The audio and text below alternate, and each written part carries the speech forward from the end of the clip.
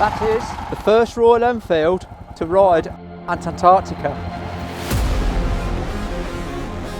Decades of adventurous riding across the craggy mountains that make up the Himalayas sparked the idea of a motorcycle inspired by the mighty range. The resultant Himalayan came out as a purpose-built, capable, go-anywhere motorcycle. It redefined adventure touring in India when it launched in 2016 and has since gained a loyal following around the world.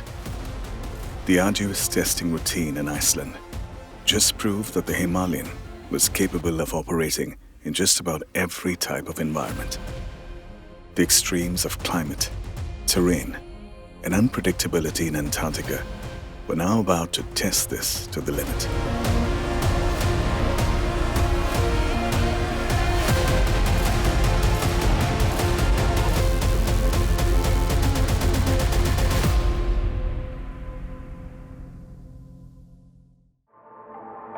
Pushing the bike isn't easy on a public highway, let alone when it's up to its axles in snow. Everybody will be fed up. This bike has to perform and it has to ride.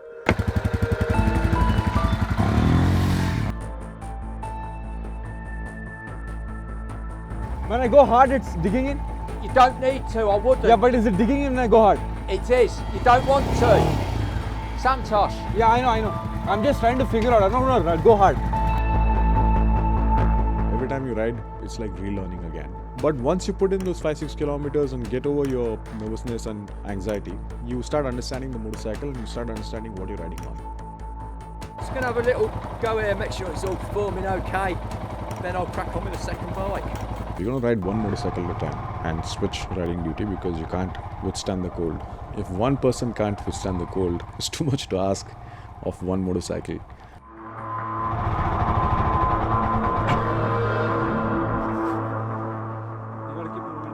Yeah, you can't. It's starting to dig in as soon as we... What gear are you on? Second. This is speed.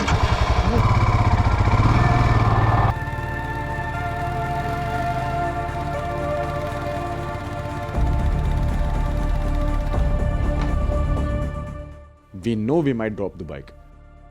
That shouldn't be stopping you from riding the bike.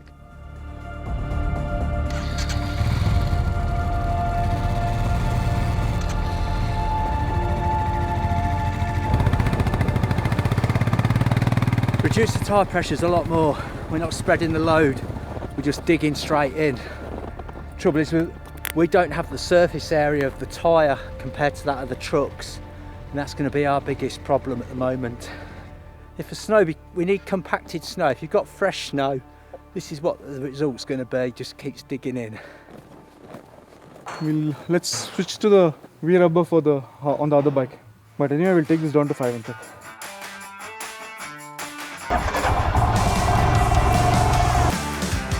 Dean and I got the bikes up and running and they're working fine.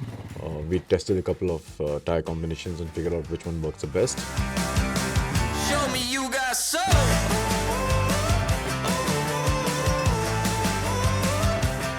We're packing food for all the guys. 29 days of food to pack for each person. So this is what would be one person's meal per day. And they got enough calories and protein to last us for a day. So good, so fresh, just the way you like it. Oh, we're standing in our Christmas tent. No, this is where we're going to be having dinner for the next 30 days. And it's quite comfortable for me. We checked the tents, we checked the sleeping bags, we checked the mattresses. So everything that's going to keep us alive, we are checking all of it. It's all been stored here in a container. So we had to make sure that they're all working fine.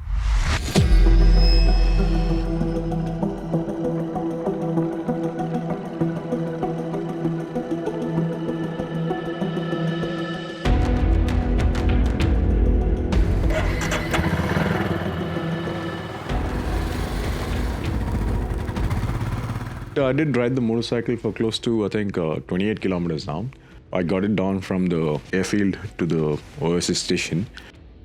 The bike did really well compared to even Iceland, because the snow and ice are slightly harder. The conditions are much more colder.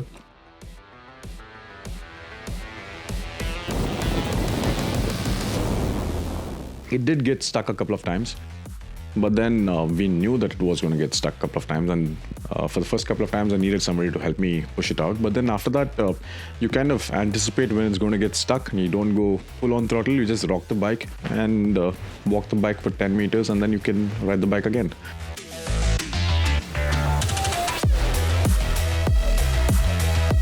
It's the first Royal Enfield motorcycle, or in fact, I think it's the first motorcycle to ever ride beyond the continent. I mean, getting the bike to the edge of the continent and getting the bike to ride to the pole, it's not easy. It's going to be it's going to be very, very tough.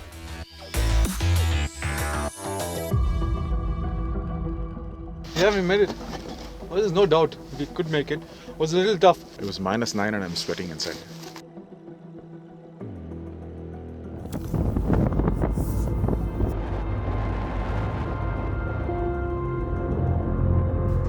Yeah, I don't think the bike is, or yesterday wasn't performing how I would want it to. The conditions were not favourable and it was a struggle. To continue 680 kilometres like that is not an option.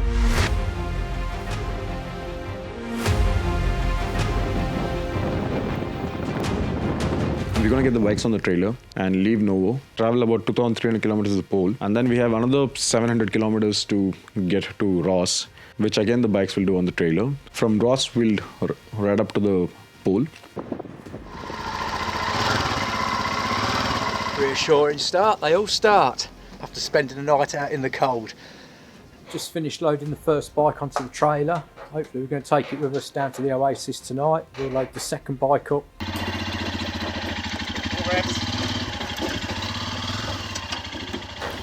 Ready for tomorrow, bring it back, load the spares on, and we should be about ready to go.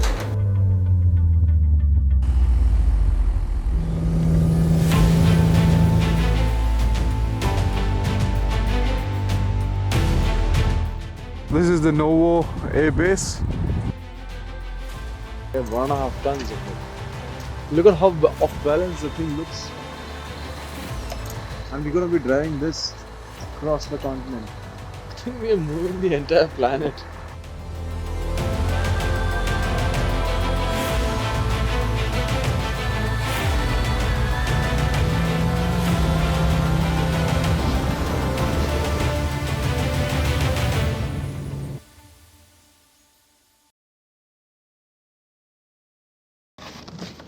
I am totally up for it. The car is going to be a lot more warm than a camp. I don't mind driving 24 hours forever until we reach Ross and just get on the bike and feel cold only when I have to. Like not this whole daily business of covering a few kilometers, setting up camp, breaking camp and getting cold because you're not getting to ride a motorcycle.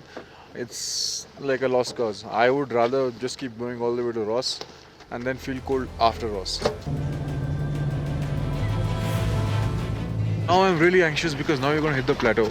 And we know the plateau can change in terms of surface consistency.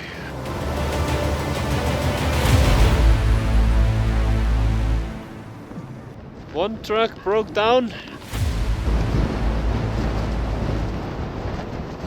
We're gonna get some rest and figure it out in the morning.